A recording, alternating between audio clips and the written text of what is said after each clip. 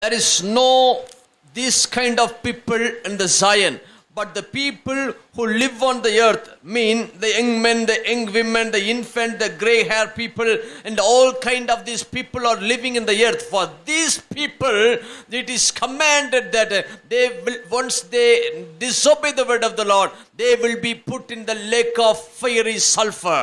அன்புள்ள பிதாவாக இருந்த தேவாதி தேவனை சாத்தானானவனாய் மாறிப்போன அவன் தேவனை துக்கப்படுத்தி கோபப்படுத்தினபடியினால் நல்ல தேவனாக இருந்த அவர் இப்பொழுது